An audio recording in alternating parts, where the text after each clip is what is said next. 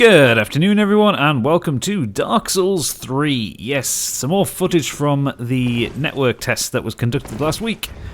I thought that I did my quick first impressions video, but I thought you'd like to see basically more of it, and I've had people asking me for more.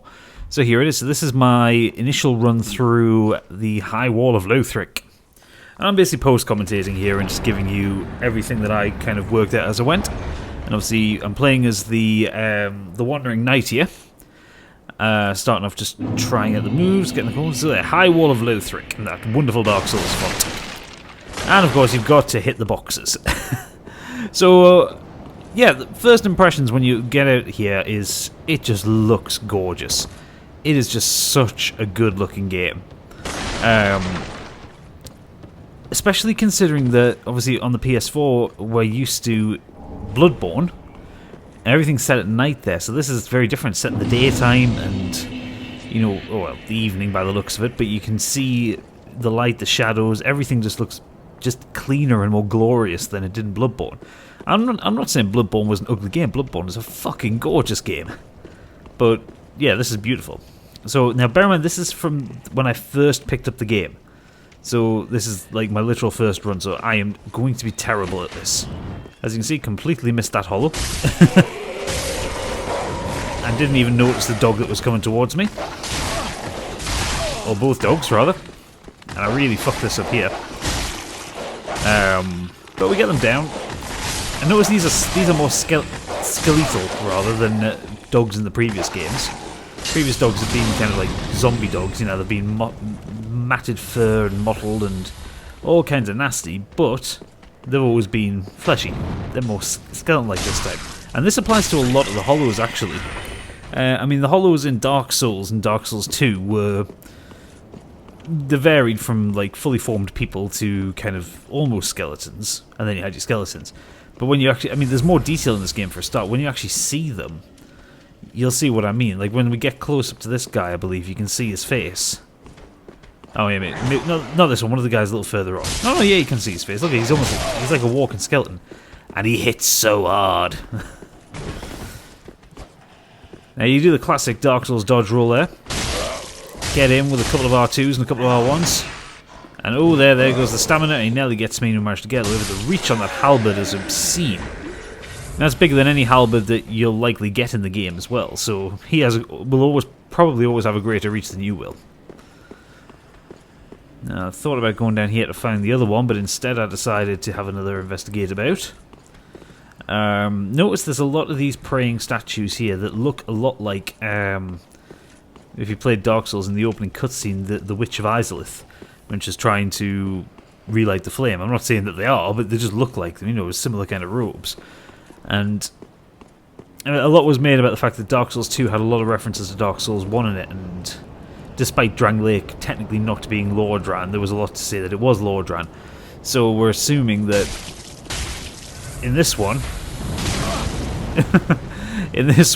there are going to be further links. And I really screw the pooch. I actually do die here. You see me trying out the battle arts or weapon arts or whatever they're called. Also forgetting that Estus is a lot slower than Blood Vials. There you go, try and run them through there. So that's with the R2, so that's what the blue bar is under the health bar. That's like your weapon arts. So if you're using magic, the blue bar acts as mana, but when you're using like melee weapons like I am here, it's weapon arts. So you press L2, and depending on your stance and what you're holding, you get it. And I get trapped here, and this is how I die, I believe. There we go, and I'm dead. So we'll just skip back to this point. I believe I had a summon with me when I came back here. Or maybe I'm on my own. So you see, holding up for the weapon art there. Look at that, and run through. Now when you get the great sword later on, you do that attack, you knock them up into the air. It's quite spectacular and quite hilarious to watch. But this guy's a real dick, because he's got this two-handed axe, and it's just, well, one-handed axe rather, and he hits so hard with it. He has such great reach. And these are kind of your average hollows as well. They're not like even particularly special ones. They just seem to be bigger in this game. There we go, he goes down nice and easy like a sack of sparrows.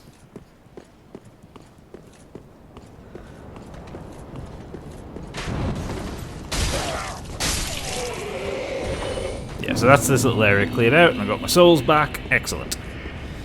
And at this point, I'm still just having a look around and just seeing what's what. One thing I did notice, well, there are a lot of hollows that are just sat on the ground, just waiting for you to come past. And they won't aggro unless you get actually really close to them. I was taking another closer look at that. A hollow here, which I didn't actually notice. I was going for that item. The gold pine resin has changed. I think you'll see me use it a bit later, but it has changed in this game. Now this, I assume, is a path to another area, or a path into this area or out of this area. Basically, somewhere we're not supposed to get. And then there's the classic one: illusory wall ahead. So what do? Nope, it's not an illusory wall. I spent altogether far too long trying to work out whether or not this is an illusory wall or not. Yeah, and it's not. So I rated it poorly. Shows him. I'm just checking each of the areas here. I'm assuming that's, again, another route down to that bridge that we see over there. But with this being, obviously, the network test, they've just kind of walled off the little area that we're going to play in. And the level design is, as you would expect from Software, is absolutely fantastic. So, can't argue with the fact that they've locked off some areas, because what we do get is absolutely amazing. You've seen this in my kind of quick look video. I had a look down here. That's the boss area down there, where the clock tower is, or cathedral looking thing. Look up the top there, and you've just got what I assume would be the end of the level, where you'd fight some big badass boss. So I think I was wondering whether there was an item there or not. Oh yeah, okay, so you use the Ash Estus flask to refill the mana bar or power bar or whatever you want to call it. And just like your normal Estus flasks, they recharge at bonfires. Oh, I didn't even see what that item was. I was more concerned about the hollow that was getting up there. And even in post-com I didn't pay attention. So, I don't know what I was trying there. There is a gate here for a shortcut, which I think I unlocked at some point, but you won't see it in this video. Because this is as complete as I managed, because I only actually had 2 hours with the network test. So there is stuff in the level that I won't cover in this video and that I haven't covered. Stuff that there's like a Frost Knight mini-boss in like one of the deeper lower levels. I saw Fextra Life playing through that one on their stream. And he looked to be a nice fearsome little foe. So, as you can see, big group of hollows here, and every single one of them can be dangerous, because there'll be an enemy appearing in a minute which will just make everything go all Pete-tong. We get in. Nope, nope. Back. There we go. Yeah, you see this guy walking up at the top of the screen here? He'll start screaming in a minute and enrage some of these hollows. That. So some more hollows should come down at me. He's not actually that strong, but he is annoying. Now, there are a couple of them in this level. The scream and they aggro other enemies around you. So whereas some enemies couldn't see you before, there you go, there's weapon arts again. So where some enemies couldn't see you before, they would then see you or then start coming for you. I think there's one actually up those stairs to the left of me there. And at this point now, just murdering hollows for the fun of it. Fire bombs. Everybody loves a fire bomb.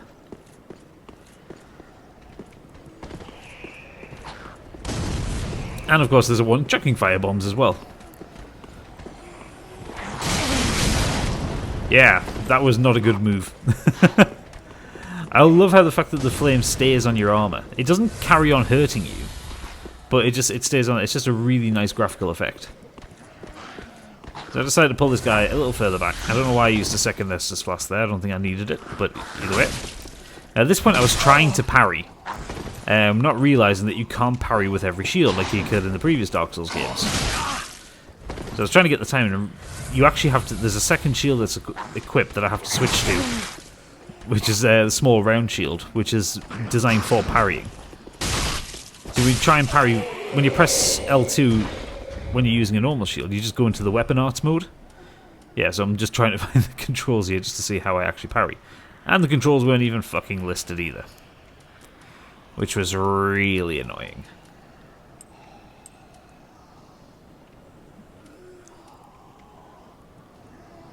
Yep, not even a hint of a control. Oh well. So we just carry on instead. So use my last Ash Estus flask. And depending on which class you picked in this, depending on how much like Estus and Ash Estus you had. So if you picked one of the mage characters, you had less Estus flasks for healing, but you had more Ash Estus, because obviously a lot of your attacks were reliant on it. And of course, when you're playing as a mage or a miracle worker, faith build, you tend to stand back. So you tend to stand away from the actual fight. So this time I used an Ember, which put me into Lord of Cinder mode. And this is basically like using humanity in Dark Souls. You know, it regains your humanity, you get your full health back. I'm assuming if I was able to take my helmet off, it would have showed that I was in fact dead. But yeah, use the Ember, and you come back to human mode. It means you're able to get into network stuff, so you can bring in summons to help you through, and you can go into PvP and that kind of thing. So now we go kind of into the tower here, and things start getting dark. We get a nice message from FromSoft to say, hey, if there are any issues, please do report them to us. And that actually popped up a couple of times in really inopportune moments, like when I was in the middle of a PvP fight or when I was fighting the boss. I was not happy about that. But hey ho.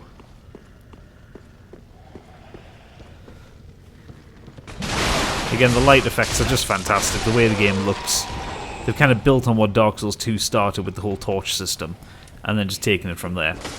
Because I don't think that there wasn't a torch in Dark Souls. The only area that there was kind of any real darkness of any note was Tomb of the Giants, and for that you could use the Skull Lantern or Cast Light or Sunlight Maggot, and you could have that. But there wasn't a torch mechanic. So that was brought in for Dark Souls 2, and they've kind of extended it here. There we go, the classic red phantoms showing off the bloodstains, showing how they died. That was probably a PvP match. There you go, the Greater. Look at that bad boy. He's fucking awesome.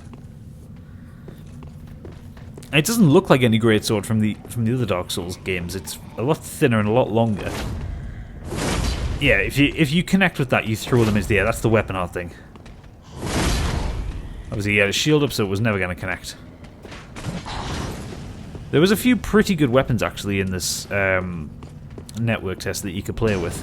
I was quite happy with the selection that they gave you. Because even, obviously, when you were playing as the mage characters, you could still find the same weapons. So you could have the cleric wandering around with that enormous greatsword. It was all very funny. At least to me it was, anyway. Yeah, that was just really bad timing there. Get caught by the flaming arrow and then get hit by the pike. Twice in a fucking row, mind. I maintain this was my first game, so the learning curve was real, the rust was real, and obviously I'm very used to Bloodborne. But you see now, I used the weapon art thing, and it actually did quite well for breaking his guard, because it moved him into a position where I could actually hit him with the sword. And you know what? As I've said before in other Souls games, I fucking hate crossbow guys. Damn you, From Software, for continuing to put them in your games. Woo! That was a close one as well. So let's trigger the dragon. Yes, the big dragon. Miyazaki loves putting dragons early in the games. And it's an easy way to farm souls, that. And we have another axe asshole. But I was prepared for him this time. Ish. Gotcha. So that dragon will cast fire on that courtyard up above, and he'll also cast it down where we are here. So you kind of have to... Well, basically what I do here is try and trigger him to kill those guys down there, which he does quite comfortably, and then we can sprint through. And again, you see all those wonderful graphical effects in the fire. You just run past that guy, and you come up at this courtyard. This is where I found my first summon sign after being human. I don't think it worked. There was lots of unable to summon. There you go, unable to summon Phantom. I get it was a network test and they were expecting kind of issues, but it did get a little bit irritating when I needed help on some sections and it was impossible to find any. So either way, I kind of pressed forward. And we get this guy, who reminds me a lot of the Boulder Knights from Dark Souls. And this, you see the difference in gold pine resin, because look, it's already gone. Like in in Dark Souls and Dark Souls 2, gold pine resin lasted for about 2 minutes. Whereas this time it only lasted about 18 seconds or something stupid like that. Basically lasted long enough for me to get a couple of good combos. As you can see, I just used my last Estus flask, so as you can expect, I'm going to die very soon. But that's fine, don't worry, I've cut this all together so we eventually get to the end of the level. Like I said, it's just full-on exploration here, and I think we're about halfway through.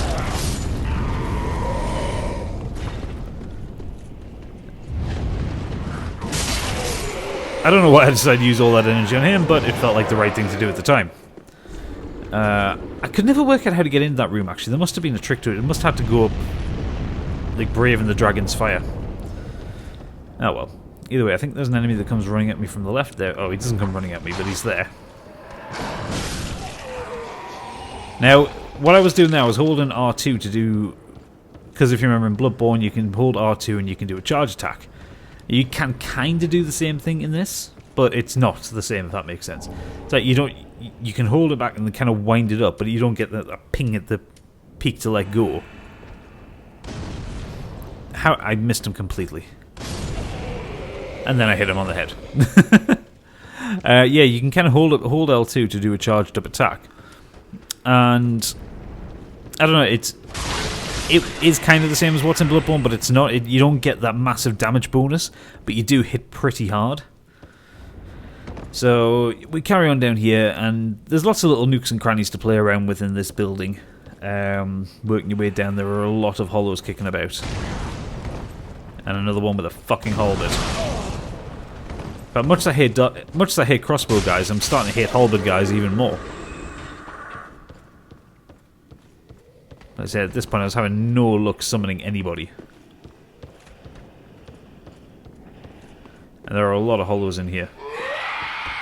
There we go, the aggro guy who then wakes fucking everything up in the room and they all become hostile. So let's firebomb our way out of it. To be fair, I should have firebombed them next to those barrels because that would have killed them without me having to intervene with a sword. But hey, you live and learn when you watch these things back. So obviously, because I've got a third of my health-ish, and no Estus flasks, I'm being very careful on how I fight these things. And I'm taking my time and I'm kind of wheeling back as much as I can because I'm trying to avoid dying. Now, I didn't realise at the time there's actually a second bonfire not far from where I am here. I thought there was just the one bonfire in the area and then you had to kind of make it to the boss and back. And no, there is a second one. So all this kind of me worrying, it just didn't make sense. It was pointless. That's what it was. And of course, you've got to roll through every box because, you know, it's the law. They put these physics-based boxes in there for you to smash. You should go and smash them. That always smelled like a trap to me. I don't believe it was. It's just an ember. And more firebombs. I thought you could open that door and you couldn't. Because I thought that was how you got down to the Frost Knight, but no. Like I said, I didn't find the Frost Knight in my playthrough. So I'm assuming there was probably just a door I didn't go through and he would happen to be there.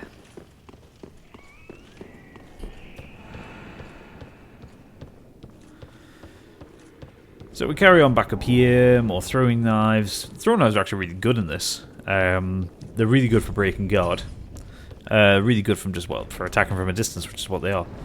Well, largely pointless against the boss. There was a couple of times I went in and helped people with the boss, and they were using throwing knives to try and get to her, and it's just like, well, and I was just thinking, well, why? Well, what's the point of what you're doing? Because the thing is, with the boss, the way she moves is, you'll see it's kind of like, it's very flowing, it's very ethereal and water-like. So it just didn't make any sense. So up here we've got another couple of hollows, and we get a first kind of real major ambush. That one up there, you can, if you run up there and hit the crenellation in the wall, you will fall off, which was always something I like doing in Dark Souls. The Legion Scimitars are a really cool weapon. They have such a cool moveset. Watch this. So you go two-handed, 1, 2, like that. These are like the ultimate dex weapon. More gold pine resin. I think a guy came up the ladder there. So I tried these weapons out on him. Look at that. Brilliant. And I think if you do while two-handed, if you press R2, you do a massive kind of sweeping swing attack, which looks just awesome. I think I'll try it in a second. Yeah. Right. That's the R2 of one-handed, and R2 two-handed is that. Look at that. And you can chain hits together with that one, so you can actually use that to break somebody's guard if your dex is high enough. Obviously, we didn't have access to the stats here, so I didn't know what my dex was set at, but hey-ho. Monster ahead. Now, this was not a lie. Where the Illusionary War one before was a lie, this one, watch this.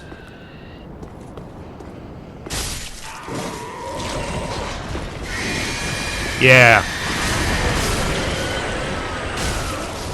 What the fuck? What an utter beast. And to be fair, I think I did quite well against it, considering. I mean, I was using the wrong weapon, I didn't have my shield up and it killed me, but still, I think I did quite well against it in this situation.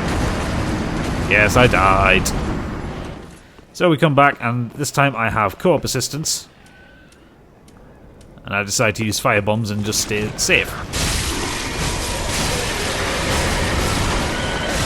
So yeah, hurl the fire at it. It didn't like fire. Which, to be fair, most enemies in Dark Souls tend not to like fire. Except unless they're fire enemies. In which case that tactic really does not work.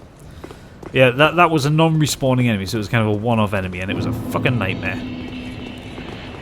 Again, retrieve my souls, and I think I managed to get another co-op partner on the way here. At some point soon. So now we carry on down here. And this is where I kept getting a bit lost when I was playing on my own. Because there are so many little areas around here. But what we're doing here, we're working on the suggested path. So you can try the weapon arts there. More gold pine resin. And to be honest, given that it only lasts for a few seconds now, I've given up using gold pine resin. I'm sure it will have its uses come the main game, but I really hope to put it back to the way it was in the earlier games. Where it would last for a couple of minutes and you'd actually have some decent time to use it, because it's perfectly possible for you to walk in and use a gold pine resin. If you're going into a boss fight, it's perfectly possible that you go in, you put on a gold pine resin, but then the boss gets into an animation where you have to keep moving, and before you know it, 20 seconds is gone and you've basically wasted it. I love that you can backstab big enemies like that. However, I can't seem to dodge roll them. Maybe that's just me. Look at that animation. Fantastic. I felt so shit because obviously that guy was clearly really good at using the greatsword, and I'm stood there with my normal longsword. It's like a toothpick versus an axe. You know, I'm just like prod, prod, prod, stab, stab, stab, and he's whack, cut, slice. Oh well. We can always feel insignificant in this game. So we're getting closer to the boss here. And this is where I think I pick up my other summon. Because I think I take two into this one. Oh no, I think I just take this one. Yeah, I die first, and then I take in two with me. That was it. But first we have these royal guards. I think that's what they're called. Or that's what I'm assuming they are. They have tower shields and long-range weapons. This guy's got a lance. Or a spear. So I distracted him while matey boy there went in and just wrecked his shit. There you go, look at that. That's the uppercut with the greatsword. I can use greatsword too. You see, I just flicked him up into the air as if he was just a toy. I think I managed to do it again on him here. Oh no, that was the big over the top smash, which was the normal R2 of it. Boom, down, dead. So okay, so I'm going to walk into the boss arena here. I had contemplated going and fighting the enemies that are up on the sides, but I thought no, I wanted to get into the boss. So he cast heal. Oh no, he casts. What did he cast there? Was it Sacred Oath? I forget. He cast something.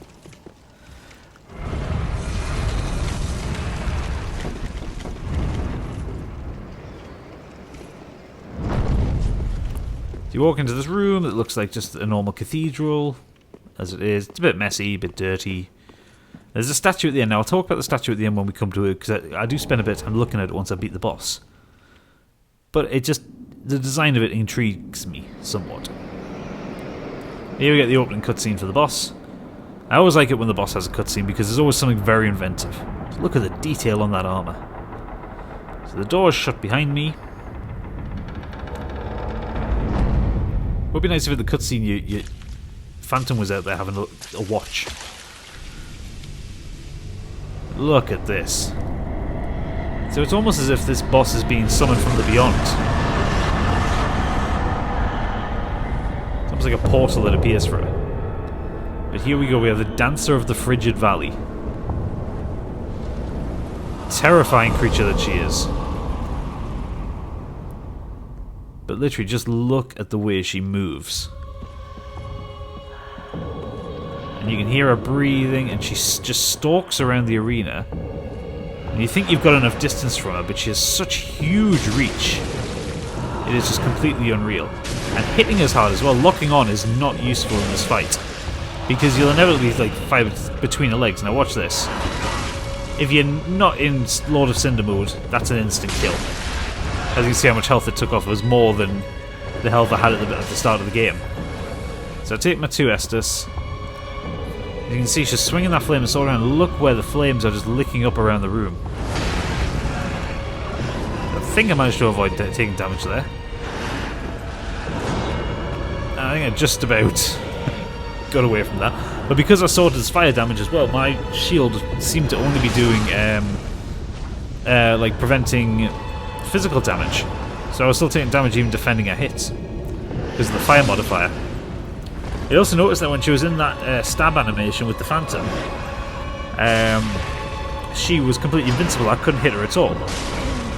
So obviously what they're combating is the ability for people to basically tank a boss using Phantoms. So whereas in other games you'd be able to lock the boss into an animation, but the boss could still take damage while doing it. So you get someone with huge amounts of HP to bait out an attack, and then you go in and wail on the boss while it's effectively vulnerable. So basically, I mean, like I say, I died in this fight. I didn't survive this one. And I never actually managed to do the boss solo, but to be fair, I only had 2 hours with the game, so I didn't really get a lot of opportunities to do it. I did it a few times in my own game with co-op assistance, and a couple of times as a cooperator with other people. So I don't even know where I was going. I hadn't beat the boss solo, so yeah, I hadn't really learned the full range of movements from the boss, or the best tactics. But then she does that, she pulls out the second sword, so we're into the kind of the halfway point of the fight here. And look at that combo. If you get caught from that, you're dead. Basically. I don't care how much HP you have, there's no way you can defend against a combo like that. And even if you're trying to defend on it, she'll stun lock the hell out of you. It's the way the music changes as well, because as she gets more aggressive, you can hear in the background the music is building and lifting. And there you go, I take the damage. Now, I'm not sure what the second sword is. So the first sword is a fire sword, or well, you can see it's imbued with flames. I don't know what's on the second sword. I don't know whether it's dark, like dark magic, or whether it's like frost ice. I know, because it just looks like a grey cloud on it. I love this first section. Well, I love the whole fight, but this first section where she's just stalking around, trying to catch you. So, oh yes, what I was talking about, yeah, where I got my words muddled up there. The tactic basically we found, or that seems to have arisen for this boss when you're doing it in co-op, is someone baits an attack, backtracks like I was doing while the others then attack. So as you can see now, they're baiting the attack while I'm behind it dealing damage. She does hit us with AoE, which I wasn't expecting because I hadn't seen it by this point. You see, I'm now baiting the attack back out, they're getting in behind her and doing some damage. And then in a second, I'll back off to heal, and they'll start baiting the attacks. So I can now get round and hit her legs. And then, so I roll back now. Do I heal? I don't heal, because I don't need to, but... Ooh, that was so close to being caught there. So he's used gold pine resin. It doesn't really do that much damage to her. Since she picks up a void weapon. Which is what I'm just going to call it now. I don't know what it's actually called. I'm just going to call it a void weapon. I have no idea why I did that. Yeah, look at this. It's so beautifully violent. And also you'll see a nice little touch there, which I quite like. Whenever your cooperators aren't on your screen, like in your field of view, the health bars will appear on the side of the screen. And it means you've got this kind of instant ability to see how your cooperators are doing. So a couple of Estus there. The boss is down to about a third of her health. She's getting very aggressive, and she's pulling out. The fight constantly evolves because there must be arbitrary set points set here because the attacks keep changing. And it's not like in, say, Bloodborne or in Dark Souls 2 where bosses have like phase 1, phase 2, phase 3. It just seems to naturally flow that she gets more and more aggressive. You see now she's upright, she's standing more upright, she's doing that huge double-handed slam attack. Which, trust me, if you get caught by that, it does a lot of damage. You just got to keep moving back, let the cooperators get some assistance in there. Heal up. And I think we're coming close to she's not far off dead now. Coming up, get in, do some damage to her legs. I thought I was dead, I thought I was done for, where I was, but then boom, she's down. Air of Fire destroyed. Now, I don't know what that means, because in previous games it was either target destroyed or prey slaughtered, or the demon was destroyed, but no, that was Air of Fire destroyed. So it's obviously got something to do with the fact that the Age of Fire is over, or the Age of Cinder is over, or whatever it was. So I look forward to finding out what that actually means properly. So if we look up here, there's obviously, for when you beat the boss, you're supposed to go up there because there are stairs that are kind of blocked off. But look at this. That looks like the Astora set. Oscar. That's it. Oscar of Astora set from Dark Souls 1. So I don't know what the significance of that is, of what the statue is, why it would look like him, or why it's an Astora soldier. Because it's obviously not just his armor, it will be the armor of Astora. So it could be where the game is set, for all we know. But yeah, so that's about all I've got for you there. So this has been pretty much my run through Lothric. High Wall of Lothric, rather. Like I said, there are some sections I didn't get to cover, some enemies I didn't get to show you, but I hope this gives you a better idea of the kind of thing that we'll be expecting in Dark Souls 3 come April when it comes out. But if you have any questions, or if you want me to do a bit of research and work out stuff, if you want more information on things, please do let me know, and I'll do the best I can to get as much information for you all as possible. But for now, thank you for watching, and I'll see you in the next time. Good night.